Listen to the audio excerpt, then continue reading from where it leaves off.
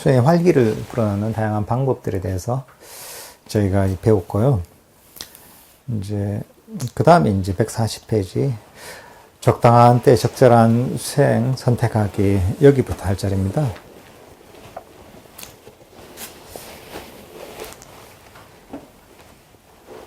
사실 수행 방법에는 여러 가지가 있습니다. 여러 가지가 있어서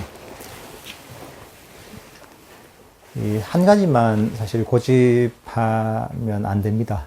그 수행이라는 게 각각의 상황에 맞는 또 수행 방법이 있고, 이런 것들을 잘 지혜롭게 잘 적용시켜야지 명상을 편안하게 잘 할 수가 있습니다.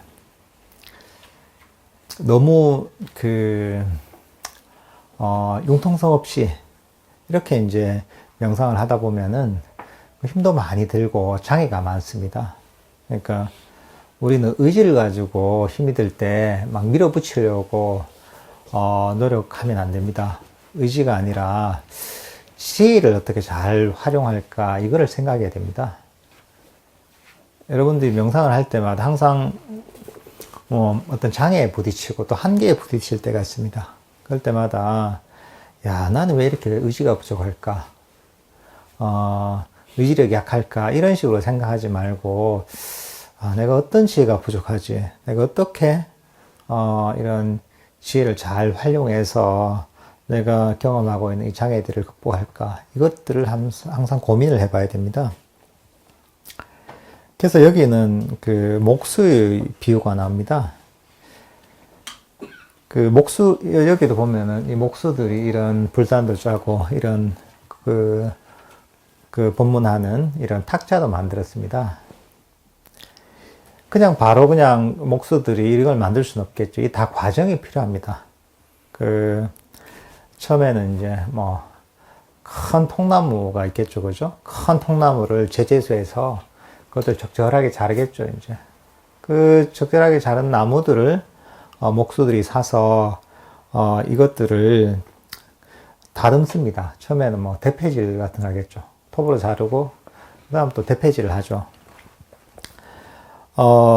대패질을 하고 이제 그 다음에 이제 그 사포질을 할 겁니다. 사포도 종류가 다양합니다. 아주 거친 사포부터 아주 그 미세하고 섬세한 사포가 있습니다.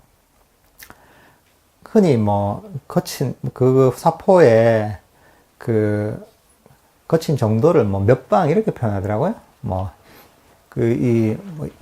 50방, 20방, 30방, 100방, 200방 이렇게 해서 숫자가 높아질수록 더 이제 섬세한 사포거든요.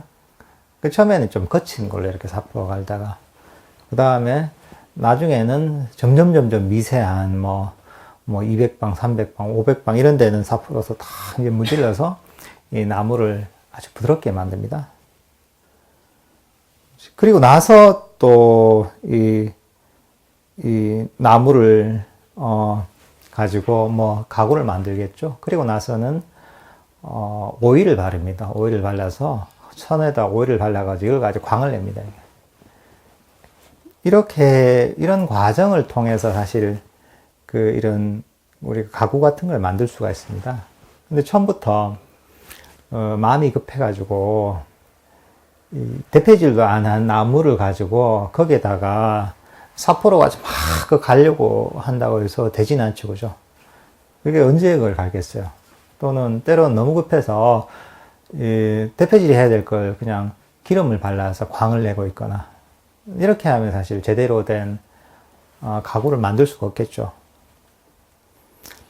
그러니까 이런 목수들이 이런 그 나무를 다루는데 익숙해지고 또 기술을 다 배우고 이러고 나서는 나무를 척 보면 이걸 내가 어떤 작업을 해야 되는지 알게 되는 거죠. 이걸 가지고 대패질을 해야 되는지, 아주 거친 사포로 밀어야 되는지, 또는 광택만 내면 되는지 기름을 발라서 이런 것들 척 보면 이제 알게 되는 것이죠. 그런 것처럼 우리도 명상을 하다 보면은 명상의 기본적인 기술을 익힙니다. 저희가 명상의 기본적인 방법들을 배웠잖아요. 호흡 명상의 방법도 배웠고, 또 자해 명상도 배웠고, 헛기 명상도 배웠고, 뭐 여러 가지 또 그 지혜를 이용해서 마음을 다루는 방법들도 배웠죠. 이런 방법들 다 배워서 적용을 쭉 시키다 보면은, 그러다 보면 거기에 익숙해집니다. 익숙해져서 내 마음 상태가 지금 어떤 상태이고, 또 이 상태에서 내가 어떻게 내 마음을 잘 다뤄야 되는 것을 바로 이해하게 되는 것이죠. 예를 들면은 바깥에서 내가 직장 일을 하고 나서 마음이 굉장히 거칠다.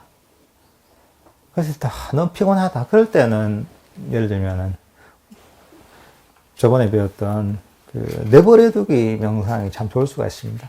그때는 뭘 하는 것도 너무 피곤하기 때문에 가만히 그대로 내버려두는 거죠. 아무것도 하지 않고 아무것도 할 필요 없어요. 그러면서 마음이 좀 편안하게 가라앉고 마음이 휴식이 된 다음에 그 다음에 마음을 이제 뭐 호흡 명상으로 돌린다거나 이렇게 하면서 이제 서서히 이제 내 마음을 또 개발할 수도 있는 것이죠. 뭐 때로는 마음속에서 어떤 분노랄까 악의가 많다. 남을 향한 것이든 자신을 향한 것이든 그럴 때는 이건 지금은 이 자애를 명상을 해서 마음을 부드럽게 만들어야 되겠다. 악의를 없애야 되겠다 하면서 그런 자애 명상을 하게 되는 것이죠. 여러분 마음이 너무 미래로 달리고 과거로 달린다. 그럴 때는 과거와 미래를 버리는데 초점을 맞춰가지고 과거와 미래를 쫙 버리면서 마음이 현재에 머물도록 해서 그러고 나면 이제 마음 챙김이 점점 강해지니까 그런 다음에 이 명상 주제를 가지고 명상을 할 수가 있는 것이죠. 어떤 경우에는 마음이 좀 개발이 됐고 마음이 아주 고요해서 그런 앞에 준비 과정이 필요 없이 그냥 바로 호흡 명상을 해도 되는 경우도 있는 것이죠. 때로는 너무 몸을 움직이지 않다 보니까 몸이 너무 좀 굳어있다. 이럴 때는 걷기 명상을 통해서 또 할 수도 있습니다. 때로는 걷기 명상이 몸이 굳어있을 때 좋지만은 마음 챙김이 강력하지 않아서 다른 호흡 같은 섬세한 명상 주제를 가지고 하기에는 이게 잘 안 되는 경우에 걷기 명상 같은 걸 하면은 걷기 자체가 좀 더 명확하게 인식되는 그런 명상의 주제이기 때문에 이런 걸 가지고 마음 챙김을 강력하게 만들고 그 다음에 호흡 같은 좀 더 섬세한 이런 대상들을 섬세한 어떤 명상의 주제들을 대상으로 해서 명상을 할 수도 있습니다. 사람마다 다 다른 거죠. 때로는 명상을 하면 바로 그냥 호흡 자체가 즐겁고 행복한 이렇게 되는 경우도 있죠. 그렇게 바로 진전이 되는 경우도 있습니다. 이런 경우에는 목수가 나무를 다룰 때 벌써 이미 다 이제 다듬어진 아주 부드럽게 다듬어진 나무를 가지고 작업하는 것 비슷합니다. 그러니까 목수가 대패질할 필요도 없고 사포질할 필요도 없겠죠. 그냥 기름을 발라서 광택만 내면 되겠죠. 이런 것처럼 각각의 상황에 맞게 저희가 마음을 잘 다뤄야 됩니다. 케이스 바이 케이스인 거죠. 똑같은 방식으로는 안 됩니다. 어떨 때는 우리가 명상을 하다 보면은 어떨 때 이 방법을 하니까 잘 되는 것 같아서 그걸 계속 하다 보면은 안 되거든요, 이게. 그럴 때는 또 방법을 좀 바꿔줘야 됩니다. 우리 마음이 아주 약간 교활해서 하나의 방법을 가지고 잘 되고 나면은 그 다음에 할 때가 되면은 벌써 머릿속에서 이 시뮬레이션을 다 해요. 시뮬레이션 해서 이렇게 하면 이렇게 되겠지 하면 욕심을 확 갖게 만들어 버려요. 그러니까 우리 명상을 할 때 가장 명상의 장애에 대한 욕심이죠. 탐심이죠. 감각적으로 이런 것들을 벌써 이렇게 만들어 버리거든요. 같은 방법으로 안 되는 거죠. 그럴 때는 좀 더 이제 다른 방식으로 접근할 수가 있는 것이죠. 이제 그렇게 상황에 맞게 명상을 해야 됩니다. 물론 명상의 기본적 원리는 같죠. 같지만은 그 적용하는 방식은 사실 그 조합은 무한대가 됩니다. 근데 이럴 때 이제 가장 중요한 게 사실 서두르지 않는 겁니다. 그 명상의 기본적인 원리를 이해해서 서두르지 않고 그렇게 이제 내가 현재 이 경험하고 있는 이 상태에 만족하면서 아주 인내심을 가지고 여유 있게 가는 이 방법이 가장 좋습니다. 보통 명상을 하다 보면은 성취에 너무 이제 눈이 먼 경우가 많습니다. 어떤 걸 성취를 해야지, 어떤 단계에 도달해야지, 이런 욕심이 많습니다. 근데 이제 그런 욕심들이 결국은 명상에 엄청난 장애가 됩니다. 왜냐면 욕심을 버려야 되는데, 시작할 때부터 그 욕심을 다 가지고 시작을 해서 명상을 하다 보니까 그게 잘 될 수가 없는 것이죠. 잘 될 수가 없고, 또 그게 굉장한 고통을 가져옵니다.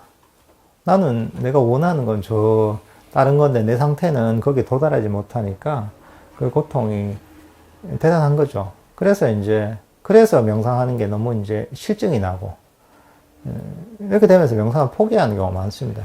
이거 나 왜 안 되지? 내가 원하는 게 빨리 이루어지지 않지 하면서 이제 포기하게 되는 것이죠. 그런 경우는 명상의 근본적인 원리를 이해를 못하는 거죠. 명상의 원리는, 명상이 잘 되기 위해서는 그런 욕심을 버리는 것, 그리고 그런 불만족을 버리는 것이 사실은 명상의 과정이고, 그 버린 만큼 명상이 발전하는 것이죠. 근데 명상에 입문해서 이쪽에 수행하는 분들이 많은 경우에 그 욕심을 채우려고 하는 경우가 많습니다. 뭔가 어떤 경기를 얘기하면은 거기에 막 내가 그걸 성취를 하고 싶다는 강렬한 욕망을 가지고 이렇게 수행을 하는 경우가 제법 많습니다. 그건 아주 수행을 접하는 아주 기본적인 자세가 잘못되어 있는 겁니다. 그건 오히려 이제 자신의 명상의 발전을 가로막고, 또 명상의 발전을 가로막는 것을 떠나서 본인의 어떤 삶을 괴롭게 만듭니다. 어떤 수행을 할 때 그런 어떤 목적, 내가 성취하고 싶은 이걸 계속 염두에 두고 그걸 갈구하면서 명상을 하고 수행을 하다 보면 그게 이제 삶의 고통의 원인이 되고, 또 수행이나 명상이 내 삶을 오히려 힘들게 하고 무겁게 만드는 마음의 짐이 되는 거죠. 그러면 안 되는 거죠. 수행의 목적이 뭔지, 어쨌든 우리가 좀 평화롭고 행복하게 살기 위해서 수행이라는 게 존재하는 거거든요. 수행 그 자체가 목적은 아니거든요. 이것도 어떻게 보면 수단이거든요. 부처님께서 가르치신 것도 괴로움에서 벗어나서 평화롭고 행복하기 위해서 이 수행을 가르친 것이거든요. 그래서 아주 현실적인 가르침이고 아주 실용적인 가르침입니다. 근데 본인은 그걸 잘못 이해해서 그걸 무슨 성취의 대상처럼 어느 코스를 통과해서 그런 무슨 자격증을 따는 것처럼 이렇게 이해를 하는 경우가 있습니다.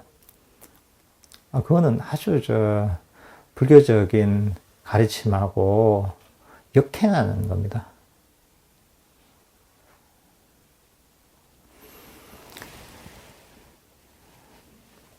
그러니까 이런 원리를 잘 이해해서 여러분들이 이제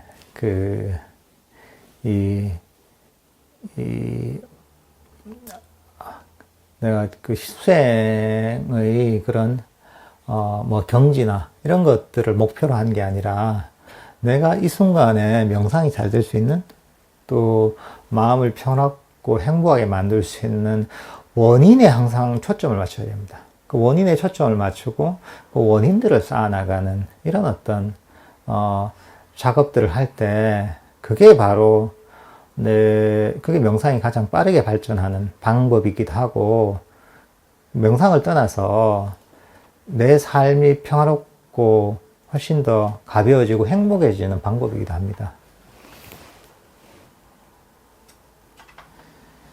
이제 그렇게 하면 여러분들이 그 병을 잘 알아서 진단해서 치료하는 의사처럼 그럼 우리 마음을 잘 치료하는 스스로의 또 의사가 될 수가 있는 거죠. 그 다음 저희가 다음에 아름다운 호흡이 있죠. 144페이지인데요.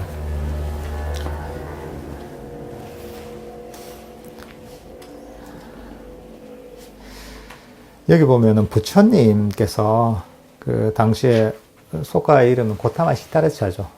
그 석가모니 부처님이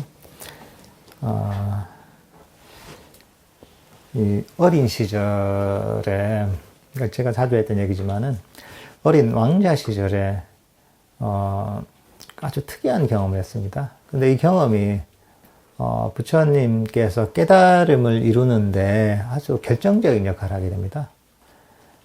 여러분들 뭐 부처님 일대기 같은 거 다 읽어보시잖아요.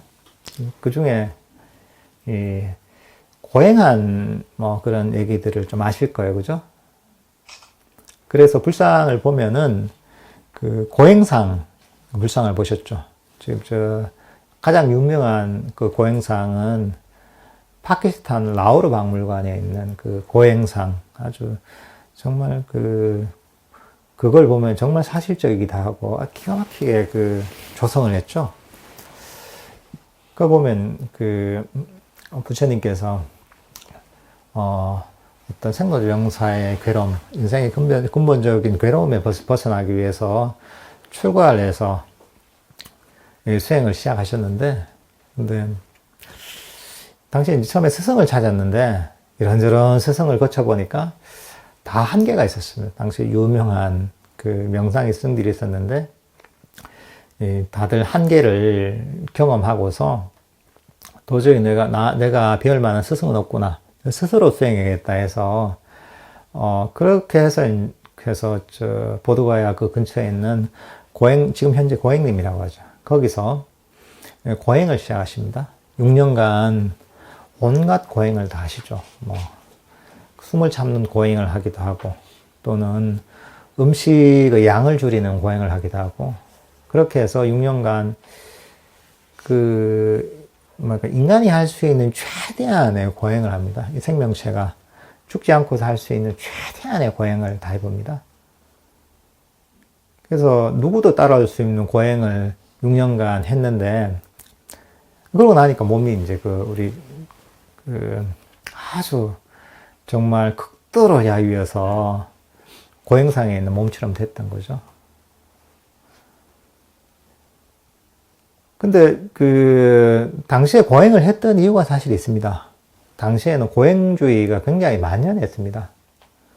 전반적으로 인도 수행의 풍토가 뭔가 몸과 마음을 좀 괴롭히고 밀어붙여야지, 그래야지 뭔가 이 깨달음을 얻을 수 있다는 그런 고행주의의 관점을 많이 가졌거든요.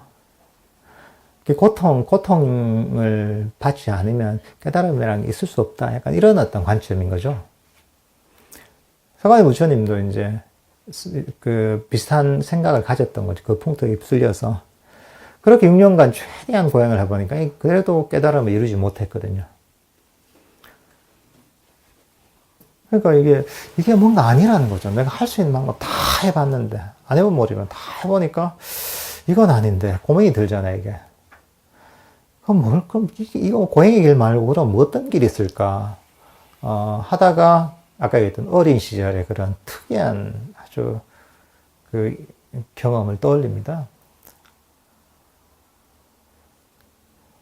그게 부처님께서 어린 왕자 시절에 그 나라에서, 카필라고 당신에 태어났던 나라에서, 봄에 그런 농사를 시작한 농경제 그런 행사가 있었는데, 그날 본인도 그 행사에 참여를 하게 됐죠. 굉장히 그 나라에서 큰 어떤 행사다 보니까 떠들썩했죠.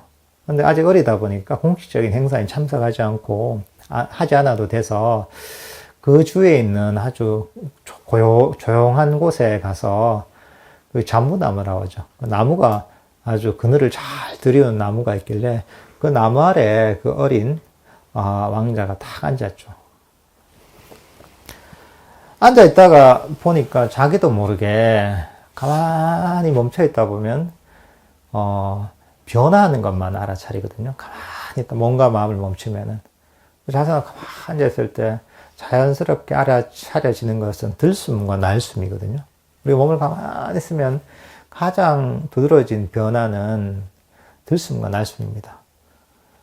당시에 그 어린 태자가 이제 가만히 앉아있다 보면 들숨과 날숨이 저절로 알아차려졌고, 거기다가 주의력을 뒀겠죠. 그러면서 점점 들숨과 날숨을 알아차리면서 다른 세상에 뭐 과거도 버리고 미래도 버리고 들숨과 날숨만이 본인의 인식에 남게 됐고, 결국 이게 발전하고 발전해서 계속 들숨과 날숨에 빠져들면서 결국은 이런 들숨과 날숨을 알아차리는 명상에 의해서 초선정을 경험하게 됩니다. 아주 깊은 어떤 그 지복의 상태, 지극한 행복의 상태를 경험하게 되는데, 어린 시절엔 그 의미가 뭔지를 몰랐겠죠. 아주 어렸으니까. 근데 이 고행을 통해서 깨달음을 얻지 못했을 때, 그때 머릿속에 이게 탁 떠오른 거예요. 어린 시절의 이 경험이. 그러면서, 그래, 고행은 아니고, 근데 어린 시절에 경험했던 이 초선정이 이 깨달음으로 가는 길이 될 수 있을까? 한번 검토를 해본 거죠. 근데 이 경험은 굉장히 인상적이기 때문에 잊어버리지 않거든요. 아무리 어린 시절에 경험해도. 그래서 이걸 딱 생각해 보니까, 이거는, 감각적인 욕망에서도 벗어난 것이고, 해론법에서도, 벗어난 아주 평화롭고 행복한 경지인데, 이런 어떤 욕심에서 벗어난 이런 어떤 행복을 두려워할 필요가 있겠나, 이거는. 한번 생각을 보니까, 그동안 고행주의에 만연해 있다 보니까 행복을 두려워했거든요, 이게. 수행을 통해서 경험한 행복을. 근데 다시 한번 생각을 해보니까, 이 행복은, 감각적 욕망이나 또는 해론법에서 완전히 벗어난 이런, 행복이기 때문에 이것은 두려워해야 될 게 아니고 오히려 추구해야 될 것이고, 그리고 이것을 추구하다 보면은 결국은, 깨달음에 이를 것이다. 이것이야말로 깨달음으로 가는 길이다. 이렇게 이제 확신을 얻게 돼요. 그러면서 수행을 완전히 전환하게 되죠. 그래. 그 전에, 근데 지금 이제 고행을 했는데, 지금 고행을 통해서 몸이 굉장히 쇠약해졌단 말이죠. 이 쇠약해진 몸으로는 이 어린 시절에 경험했던 그런 경지를 찾아갈 수가 없겠구나 해서 몸을 좀 회복하자 해서 이 탁발을 해서 흔히 수자타한테 유미죽을 처음에 공양을 받았다고 하죠. 그렇게 해서 적절한 영양가 있는 음식을 탁발을 해서 먹고 그러면서 몸을 회복하죠. 그러고 나서 어린 시절에 경험했던 그 명상법을 가지고 초선, 2선, 3선, 4선을 경험하고 그 다음에 삼명이라고 하죠. 숙명통, 천안통, 마지막에 누진통, 완전한 깨달음이는 번뇌를 버리는 누진통이 열려서 완전한 깨달음을 이루게 됩니다. 이렇게 해서 그 석가모니 부처님이 탄생하게 되는 겁니다. 완전한 깨달음을 이룬 부처님이 탄생을 하게 되는 겁니다.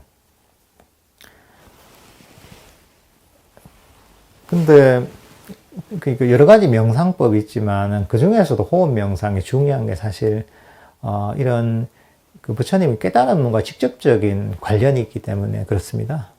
부처님께서 깨달음을 얻게 되는 결정적인 원인이 되는 수행 방법이 호흡 명상인 거죠. 어린 시절 태자가 호흡 명상을 통해 초선정을 경험했던 그 경험이 결국은 부처님이 깨달음에 이를 수 있는 그런 단초를 제공해 준 거죠. 이게 대단한 방법. 이게 이제 이런 과정들이 마치마 니까야에 잘 나와 있습니다. 예. 이 마치마 니까야 사차가의 큰 경인가 아마 36번 경전에 거기에 자세하게 이런 내용들이 나와 있습니다. 이런 어떤 단순한 어떤 들숨과 날숨을 알아차린 이 방법을 통해서 어떤 완전한 깨달음을 이룬 부처님이 탄생했다는 게 참 신기하죠, 그죠? 예. 이런 그런 어떤 호흡 명상에 관한 내용들이 경제는 16단계로 이렇게 설명이 되어 있습니다. 저희가 독성집에도 보면은 아나파나사티 수타에서 호흡 명상에 관한 그런 내용이 나와 있죠, 그죠? 이제 그것들을 16단계로 나와 있는데 그것들을 여기서는 좀 알기 쉽게 잘 풀어놨습니다. 호흡 명상경에 있는 16단계는 사실 좀 이해하기 힘듭니다, 그 자체로는. 근데 여기서는 그 내용들을 가지고 실제로 이제 실천적인 입장에서 경험에 근거해서 이렇게 잘 풀어놨습니다. 그거 한번 펴보시겠어요? 저기, 우리 독성집에 호흡 명상에 관한 16단계가 보면 거기 나와 있습니다. 몇 페이지인지 모르겠네. 네.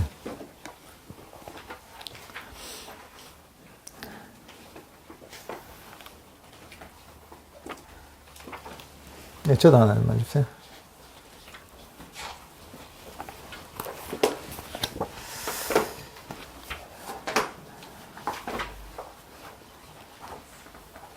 들숨 날숨에 대한 마음 챙기는 경 75페이지에 있죠.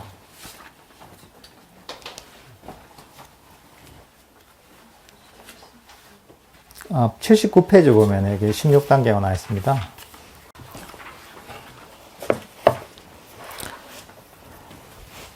그 78페이지 그 밑에 보면은 이렇게 되어 있죠. 비구들이 어떻게 들숨 날숨에 대한 마음 챙김을 닦고 어떻게 거듭거듭 행하면 큰 결실이 있고 큰 이익이 있는가. 비구들이여, 여기 비구는 숲속에 가거나 나무 아래 가거나 빈방에 가거나 하여 가부좌를 틀고 상체를 고추 세우고 전면에 마음 챙김을 확립하였는다. 그는 마음 챙기면서 숨을 들이쉬고 마음 챙기면서 숨을 내쉰다. 여기서 첫 번째는 건 비구가 숲속에 가거나 나무 아래에 가거나 빈방에 간다고 하죠. 이게 어떤 장소입니까? 조용한 장소죠. 고요한 장소. 일단 장소를 명상을 할 때는 가장 적절한 장소는 고요한 곳으로 갑니다. 숲속이나 나무 아래, 빈방에 고요한 곳으로 가서 사실 그런 장소를 찾아서 호흡 명상을 시작을 하는 겁니다. 물론 어떤 경우는 그런 거 있죠. 수행은 시장 통해서 해야 되고, 또는 시끄러운 곳에서 해야 되고, 그런 얘기도 하잖아요. 그것도 틀린 얘기는 아닙니다.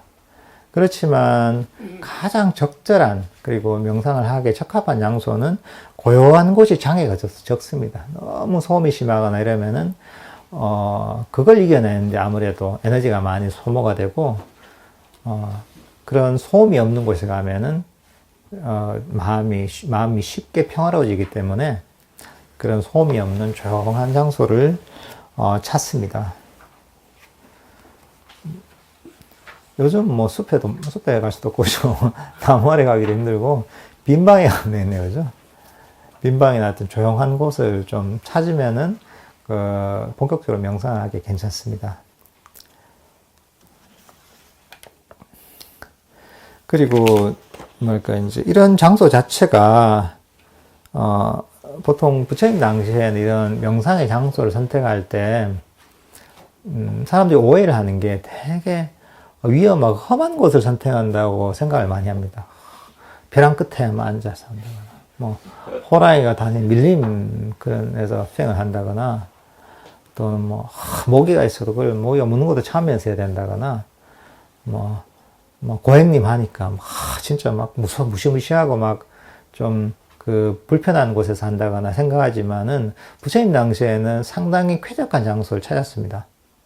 그런 대표적으로 뭐 숲을 찾아도 많이 수행했던 게 뭐 당시에 아주 장자나 뭐 또는 왕자나 이런 사람들이 잘 가꾸던 뭐 동산에 들어가서, 그런 데는 또 동산지기도 있습니다. 시킨 사람. 그런 데 가서 한다거나, 또는 동굴에서도 수행을 많이 했습니다. 지금 인도에는 그 동굴이 많거든요. 뭐 지금 영축산 있잖아요. 영축산 거기도 보면은 그 둘레에도 동굴이 굉장히 많습니다. 인도는 동굴이 아주 조용하고 좀 추운 날씨에도 그 동굴 속은 별로 춥지가 않고 소리도 안 들리고 비로도 보호되고 굉장히 쾌적한 곳이거든요. 습기도 별로 없습니다. 여기는. 뭐 그런 곳을 찾아서 아주 조용하고 좀 환경이 좋은 곳을 찾아갔습니다. 부처님도 그 수행을 해서 깨달음을 이룬 보드가야 같은 장소가 있죠.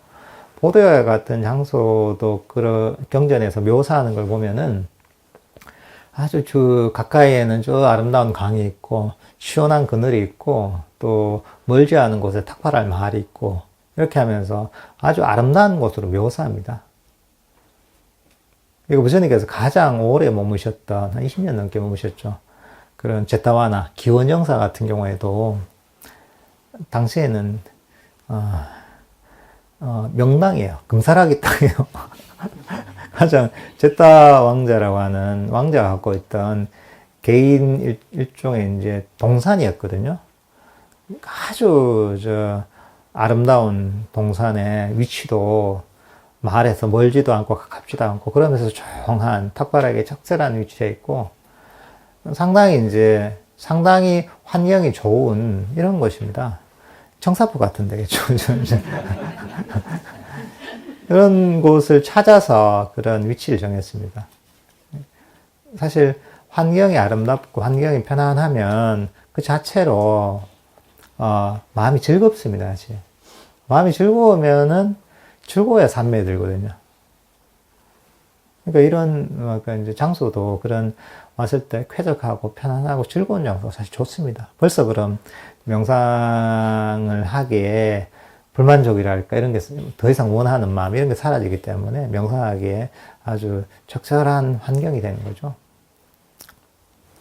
이제 그런 장소를 찾고 나서 그 다음에 여기 나오는 게 가부좌를 틀고 상체를 고쳐 세운다 하죠. 그 다음에 전면에 마음 챙김을 확립하여야 한다. 이게 좌선을 하는 겁니다. 그 가부좌를 틀고 명상 좌선하는 방법 배우셨잖아요. 이제? 좌선을 하고 그 다음 허리를 세우고 앉습니다. 물론 명상을 할 때 좌선 말고도 여러 가지 자세를 취할 수 있습니다. 행조자화라고 하죠. 다 명상을 할 수가 있습니다. 그렇지만 가장 기본적인 명상의 자세는 좌선입니다. 그럼 다리가 없으면 의자에 앉아도 됩니다. 그렇지만 좌선이 좋은 이유는 뭐냐면 가장 오랫동안 몸을 움직이지 않으면서 편안하게 앉아 있을 수 있습니다. 좌선이 익숙해지면은 굉장히 오랫동안 편안하게 오래 앉아 있을 수가 있습니다.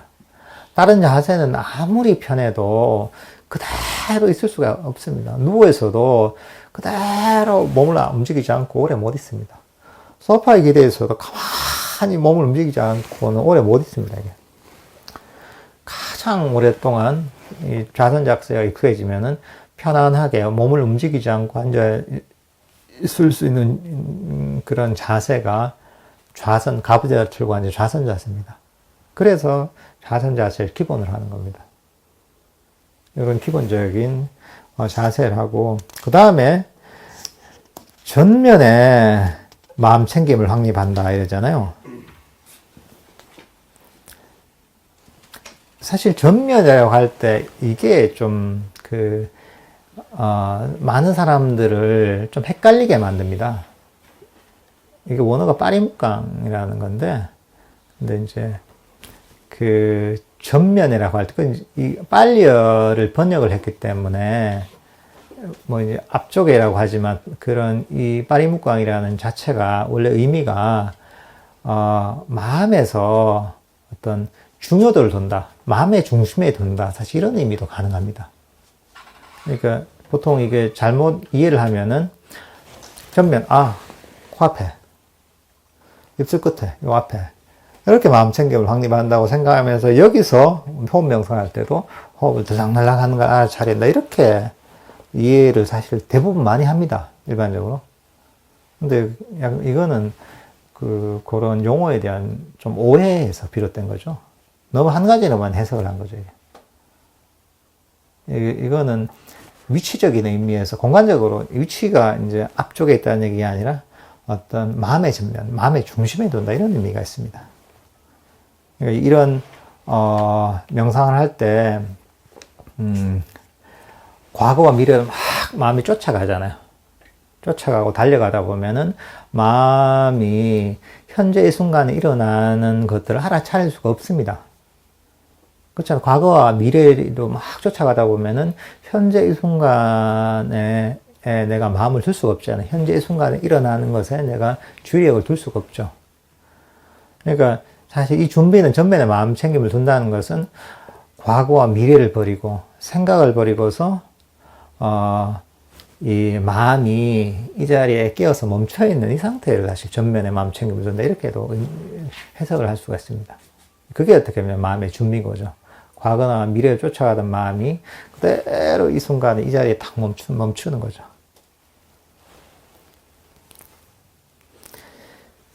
이러고 나서 그 다음에 나오는 게 들숨과 날숨에 관한 얘기가 나옵니다. 길게 들이쉬면서는 첫 번째 나오죠. 길게 들이쉰다고 꿰뚫어 알고, 길게 내쉬면서는 길게 내쉰다고 꿰뚫어 한다. 두 번째, 짧게 들이쉬면서는 짧게 들이쉰다고 꿰뚫어 알고, 짧게 내쉬면서는 짧게 내쉰다고 꿰뚫어 한다. 이렇게 돼 있죠. 이것도 좀 해석을 잘해야 됩니다. 이렇게 잘못 해석을 하면은, 호흡을 처음에는 1단계에서는 길게 하고, 호흡을 의도적으로. 길게 한 다음에는, 그 다음엔 또 짧게 만들고, 길게 하다가 짧게, 이렇게 이제 하는 걸로, 생각하는 경우도 있습니다. 근데 사실 이거는 호흡 명상은 기본적으로 호흡을 의도적으로 조절하는 해석한 그런 호흡을 알아차리는 게 아닙니다. 호흡 명상은 아나파네사티는 자연스럽게 일어나는 들숨과 날숨을 알아차린 명상법입니다. 그러면 이건 뭐냐?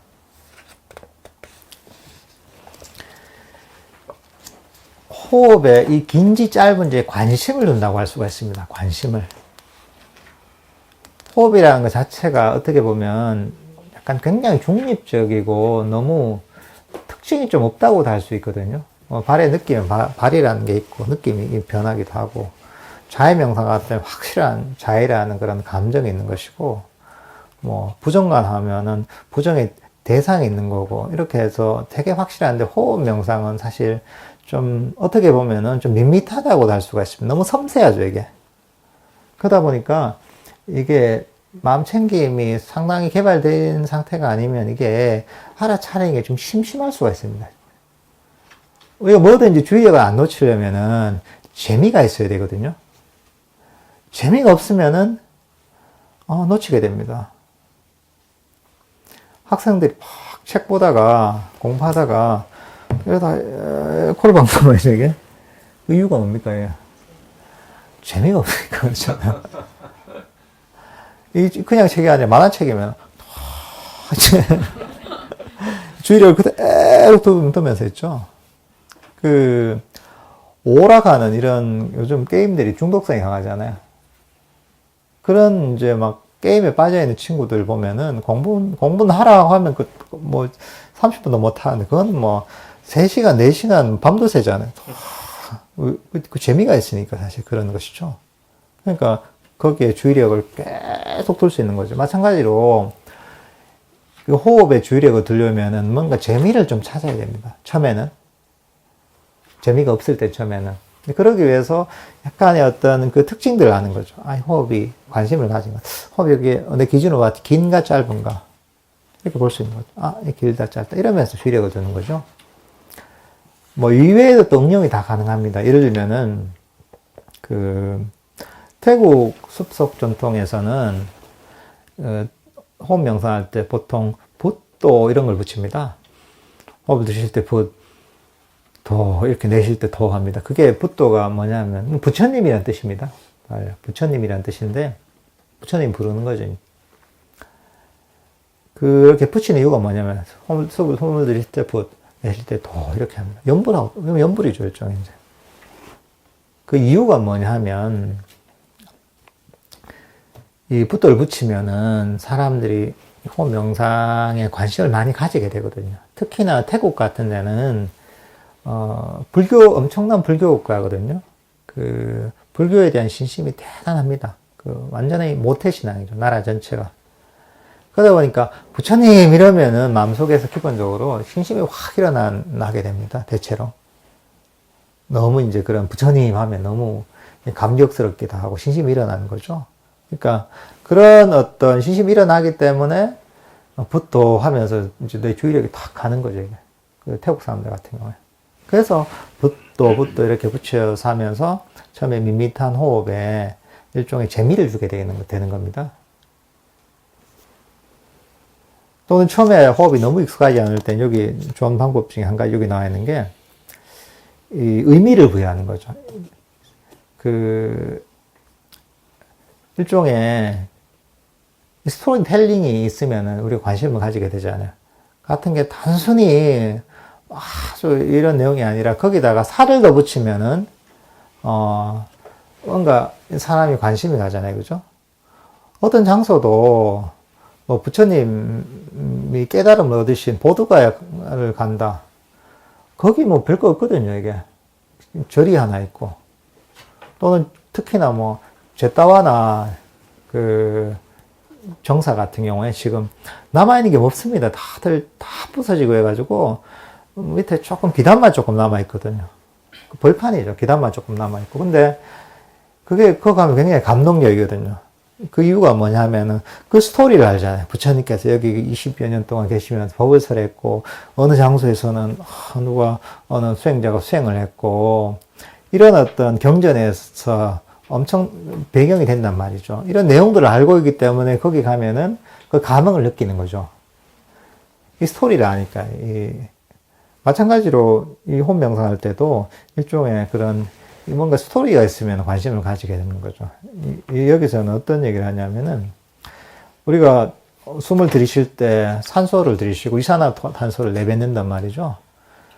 산소를 들이쉬면서 그러니까 그게 이런 식물들이 내뱉어 주는 거잖아요. 그리고 이산화탄소를 내가 내뱉으면은 여러 나무나 식물들이 그 이산화탄소를 가지고 또 살아갈 수 있단 말이죠.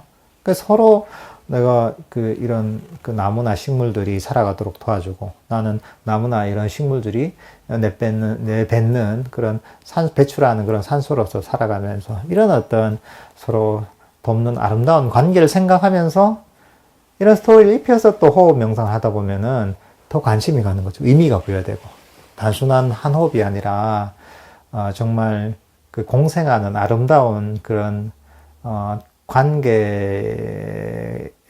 생각이 들면서 거기 관심을 가지게 되는 거죠. 예를 들면 처음에는 이런 식으로 접근할 수 있는 것이죠.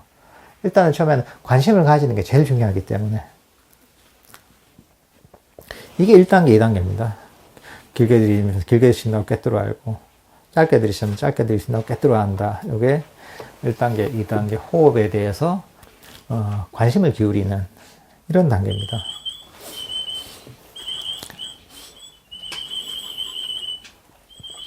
그 다음 세 번째 보면은 온몸을 경험하면서 들이쉬리라 공부 짓고 온몸을 경험하면서 내쉬리라며 공부 짓는다 이렇게 됐죠. 이 온몸이 사실은 또 해석 여지가 많습니다. 몸이라고 할 때 몸을 빨리어로 까야라고 합니다. 까야. 근데 이거를 어떤 경우에는 우리 신체를 몸이다. 이 신체적 몸으로 생각하니 못했습니다. 그래서 때로는 온몸을 경험하면서 그래 호흡이 온몸으로 싹 퍼져나가는 이거구나 이렇게 사실 해석을 해서 그렇게 수행을 하는 경우도 있습니다. 그러면 어떻게 되냐면 이 약간 기공하고 이런 거하고 연결이 돼버립니다. 온몸으로 기운을 쫙 보내면서 온몸을 경험하잖아요.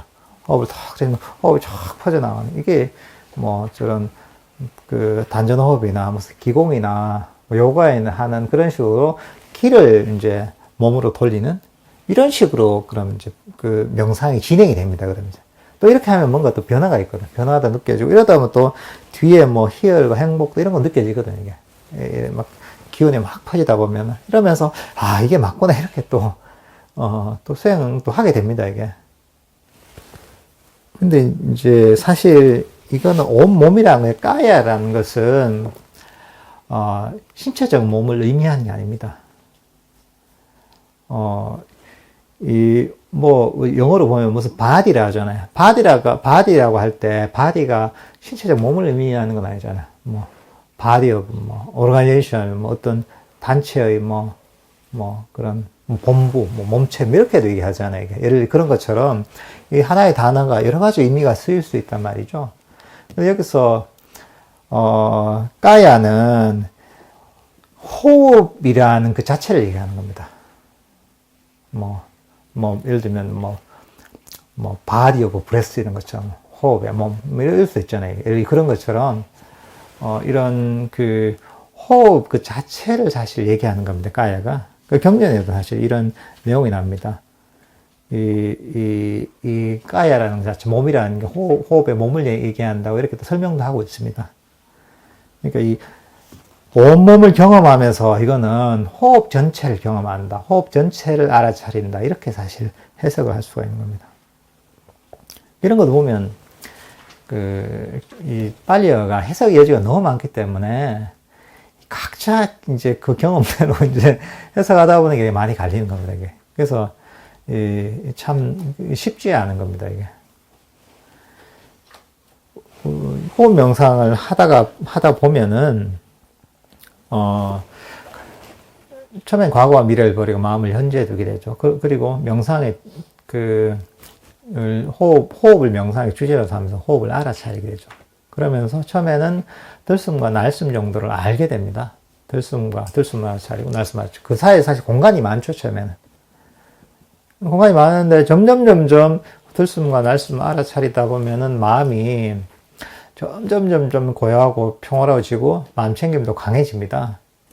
그러면서 들숨과 날숨을 점점 많이 알아차리게 되고 또 다른 어떤 잡념이나 잡다한 생각들에 끌려가는 시간이 적어지게 됩니다.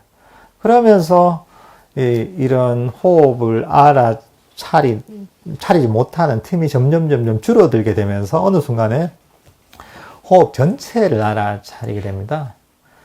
호흡에 들숨 일어나는 순간부터 해서 호흡을 쭉 들이쉬면서는 이제 마지막에 멈추죠. 멈췄다가 그 다음에 호흡을 내쉬면서 호흡을 내쉬면서 이제 끝까지 이제 호흡을 내쉬고 다시 멈췄다가 호흡을 쭉 들이쉬는 이 과정들이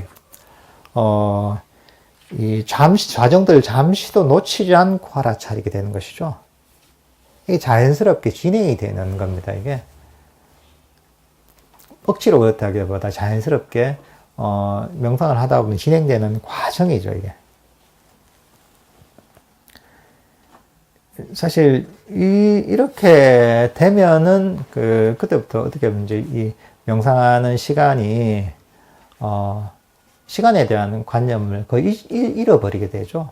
뭐냐면은 시간에 대해서 이 변화가 우리는 시간은 어떠냐면은 시간은 변화로서 우리는 시간을 아는 겁니다. 호흡을 알다가 잠시 놓쳐 딴 생각하자가 뭐 그런 어떤 새로운 변화가 있잖아요. 그런 변화가 쭉쭉쭉 끼다 보면 시간이 얼마 지났네? 한참 지났는데 이런 생각이 들잖아요. 근데 호흡 전체를 알아차리다 보면 변화가 거의 없습니다. 변화 없이 쭉 알아차리다 보니까 이 시간에 대한 관념이 거의 사라지게 되죠. 그래서 우리 일상을 살면서도 되게 큰 변화 없는 삶을 살잖아요. 쳇바퀴 돌듯이. 그러면은 시간, 내가 뭘 하면 시간을 이렇게 보내지? 이런 생각이 듭니다. 근데 여러분들이 막 여행을 가서 일상 완전히 다른 새로운 경험들을 많이 하게 되잖아요. 그러면 한 3, 4일만 갔다 와도 굉장히 오랜 시간이 지난 것 같아요. 왜냐하면 우리는 어떤 변화하는 경험으로서 시간을 인식하게 되거든요.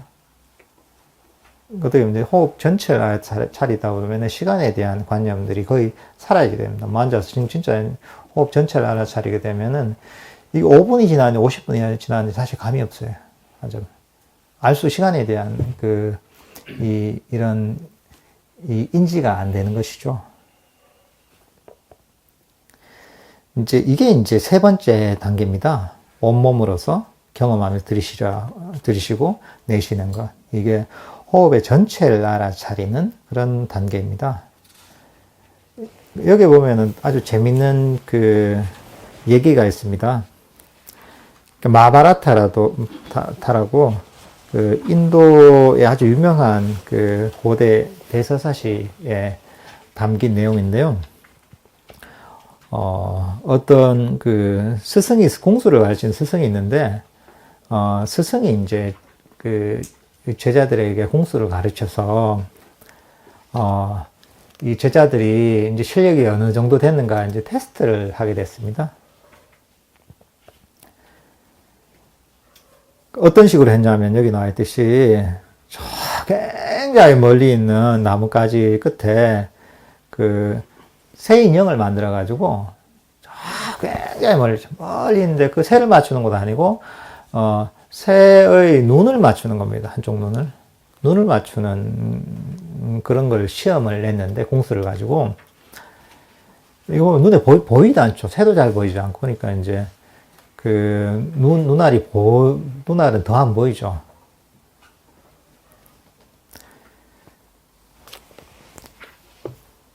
근데 이제 이 세 제자가 있었는데, 이 첫 번째, 제자한테 이제 시험을 합니다. 하기 전에 이런 얘기를 합니다. 활과 화살을 주면서, 관역이 이제 새의 눈알이죠. 그리고 자기, 마음을 하나로 만든 다음에, 이런 명상을 한 다음에, 그 다음에 이제 이, 화살을 쏴서 새의 눈을 맞춰라. 이렇게 지시를 합니다.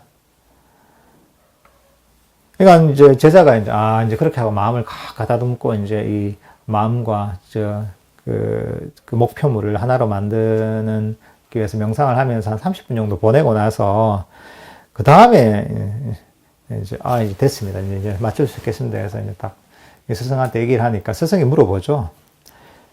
새가 저 나무에 있는 새가 보이냐고 하니까 보입니다 하니까 아니 안 되겠다 이제 딱 밀어버린 거죠. 아니 아직 안 됐다 이러면서 두 번째는 뭐냐면 두 번째 똑같은 지시를 하고 두 번째 이제 제자한테 이제 활하고 화살을 주죠. 그 다음에 이 제자는 한 1시간 정도 지나서 이제 스님 이제 됐습니다. 이제 내가 저 목표물을 맞출 수 있겠습니다. 이렇게 얘기를 합니다. 그러니까 저 나무에 새가 보이냐 하니까 무슨 나무요? 얘기를 합니다. 나무가 안 보인다고. 그 다음에 새가 보이냐 하니까 무슨 새요? 이러는 겁니다. 아니죠. 여기는 새가 보이냐 하니까 이거 보입니다. 이러는 거죠. 그래서 이제 이 두 번째 제자 새가 보인다고 하니까 두 번째 제자도 아직 멀었다 이렇게 하면 또 보내버립니다. 그 다음에 이제 세 번째 제자한테 똑같은 지시를 하면서 하는데, 세 번째 제자는 준비를 하는데 2시간 정도 걸렸다고 합니다. 2시간 정도 걸렸는데, 그 다음에 이제 스승이 이제 제자가 준비가 됐다고 하니까 물어봅니다. 나무에 새가 보이냐고 하니까, 나무는 안 보입니다. 합니다. 그 다음에 새가 보이냐 하니까, 이거 새도 안 보입니다. 합니다. 그 다음에, 그럼 뭐가 보이냐 하니까, 제 눈에는 눈알밖에 안 보이는데, 이렇게 얘기합니다. 새 눈알밖에 안 보인다고. 그러고 나서, 됐다. 이제 쏴라 하니까, 그 다음에 제자가 그걸 딱 화살을 쏴서 그 새의 눈알을 딱 맞추게 됩니다. 이게 어떻게 보면은 호흡, 명상을 할 때 호흡의 전체를 알아차리는, 이런 비유입니다. 그러니까 호흡의 전체를 알아차리다 보면은 다른 것들은 모두 인식이 사라지게 됩니다. 제일 먼저 과거나 미래도 사라지고, 생각도 사라지고, 몸도 사라지고, 주위에 뭐가 있는지도 사라지고, 모든 것들이 사라지고서 의식에 남는 것들은 들숨과 날숨밖에 없는 것이죠. 그것만이 오직 인식에 남게 되는 것입니다. 어떻게 보면 우주의 그런 단계에 이르렀을 때 우주에 존재하는 것은 들숨과 날숨이란 호흡밖에 없는 것이죠. 이제 이게 어떻게 보면 호흡의 전체를 알아차리는 이 단계입니다. 그 다음, 네 번째 단계가 뭐냐 하면, 몸의 작용을 편안히 하면서 드시리라며 공부짓고, 몸의 작용을 편안히 하면서 내쉬리라며 공부진다. 이렇게 돼 있죠. 이것도 신체적 몸을 생각하면은, 좀 오해를 하게 됩니다. 아까처럼, 앞에 3단계에서도 이거 신체적 몸이라고 이해하게 되면은, 그래. 호흡을 온몸으로 경험하니까 기를 쫙 보내가지고 다 하는데 약간 흥분되니까 이 몸에 약간 흥분을 좀 가라앉히는 이런 식으로 해석을 해서 그렇게 또 수행을 하는 경우도 있습니다. 사실은 앞에서도 얘기했지만 이 몸은 그 몸이 아니라 호흡을 가라앉히는 것입니다. 어떻게 보면 들숨과 날숨을 알아차리면서 계속 이제 호흡의 전체를 알아차리게 되면은 어떻게 보면 대부분의 경우는 자연스럽게 호흡이 가라앉습니다. 아주 미세해지고 섬세해지고 가라앉게 됩니다. 이게 거친 이제 모든 거친 것들이 사라지고 아주 부드럽게 됩니다. 어떻게 보면 이제 청바지처럼 거친 천이 아주 벨벳같이 아주 부드러운 천으로 바뀌는 거하고 사실 비슷한 겁니다, 이게. 아주 고요하고 또 아주 부드럽고 섬세하게 이렇게 바뀌는 겁니다. 근데 어떤 경우에 갑자기 그냥 하다가 이런 과정을 자연스럽게 거치지 않고 갑자기 호흡이 아주 섬세해지는 경우도 있습니다, 이게. 우리 마음이라는 게. 그런 경우에 내 마음 챙김이 강해지지 않은 상태에서 호흡이 되게 섬세하고 부드러워지는 경우도 있고, 그러면 보통은 이 호흡을 놓치게 됩니다. 인식에서. 사라지게 돼서 대상이 없는 상태에서 약간 멍하게 이렇게 이제 들어가는 경우도 있습니다. 그런 경우에는 아직 마음 챙김의 정도가, 마음 챙김이 아직까지 그 정도까지 강하게 개발되지 않았는데, 그런 상태에 처해버리니까 약간 멍하게 비슷하게 이렇게 돼버린 경우가 있는 거죠.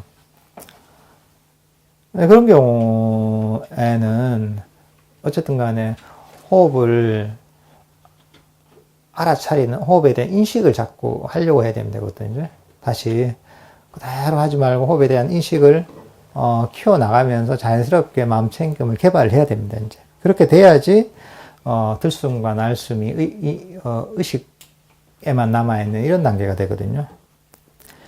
또는 때로는 이게 약간 호흡이 전체는 알아차려지는데 약간 불편할 때도 있거든요. 호흡 전체가 알아차려지는데 이게 잘 가라앉지 않고 그냥 이게 너무 오랫동안 그냥 이제 이렇게 좀 거친 상태로 유지가 될 수도 있거든요. 그럴 때는 여기도 있지만은 약간의 의도를 주는 것, 아주 섬세하게 여기는 고요라고 했네. 고요, 평화. 이런 것들을 마음속에 한마디만 딱 해줘도, 이때는 마음이 굉장히, 섬세하고, 또, 말을 잘 듣는 상태입니다, 이게. 그렇기 때문에 살짝 그런 어떤 그 방향성에 대한 지시만 해줘도 마음이 그렇게 싹 가라앉을 수가 있습니다, 이게. 이제, 요런 상태에서는 이런 방법을 가지고도 할 수가 있습니다. 근데, 이게 아주 섬세한, 마음이 아주 예민하고 섬세한 단계이기 때문에 아주 부드럽게 다뤄져야 됩니다. 거칠게 막 하다 보면은 이게 이 상태가 깨져버립니다. 마음을 움직여도 살짝 움직여서 이렇게 해야지, 조금만 거칠게 움직이다 보면 이게 다 깨져버리고, 마음이 고요하고 몰입된 상태에서 완전히 깨지게 됩니다. 그러니까 이때는 아주 섬세하게 아주 약간의 마음을 움직이려고 자극을 주려고 하더라도 살짝 이제 아주 부드러운 자극을 줄 필요가 있습니다. 이게.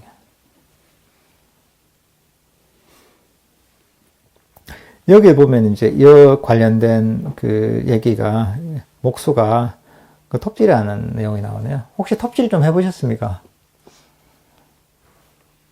뭐 연세가 있는 분들 좀 해보신 분들 있고, 또 요즘 목공 취미로 하시는 분도 있으니까, 저도 어릴 때 톱질을 제법 했거든요. 뭐 어린 시절에 시골에서는 직접 만드는 게 많거든요. 썰매도 만들고, 뭐 잘라서 뭐, 활도 만들고, 뭐 이런 경우 많으니까 톱질을 많이 하게 되는데, 아주 토굴에 살면서 톱질을 많이 해봤죠, 또. 톱질을 하다 보면 다 이 비유가 맞습니다, 이게. 처음에는 막 하다 보면은 다 느껴집니다. 뭐, 내 톱을 잡고 있는 것부터 해서 톱의 앞에도 보이고 뒤에도 보이고 톱날도 느껴지고 다 느껴집니다. 근데 계속 이제 하다 보면은 나중에는 감각이 굉장히 민감해집니다. 점점 민감해지면서 이 톱이 나무의 어디를 자르고 있나 그게 딱 느껴집니다. 톱날 하나하나가 나무를 다 자르면서 이게 톱날이 그 나무와 딱 접촉한 지점, 그걸 딱 알게 됩니다. 계속 하다 보면. 나중에 이게 내가 이 톱을 잡고 있는지, 톱의 길이가 어딘지, 시작이 어딘지, 끝이 어딘지는 잊어버리고, 자른 데 집중하다 보면은 그 톱날이 나무와 딱 접촉하고 있는 그것만 딱 주의력이 가게 됩니다, 이게. 이런 것처럼 우리가, 이런 거와 비슷하게 저희가 이제 호흡 명상이 진행되는 겁니다.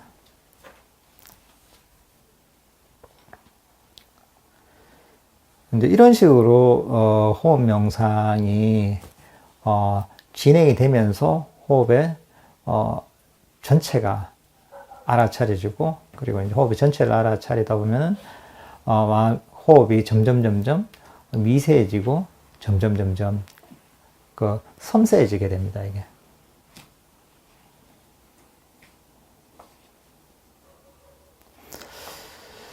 근데 여러분들께서 이런 과정이 진행되는 것들 듣고서 주의해야 될 건 뭐냐 하면, 야, 나도 빨리 이걸 해야지, 이런 생각하시면 안 됩니다.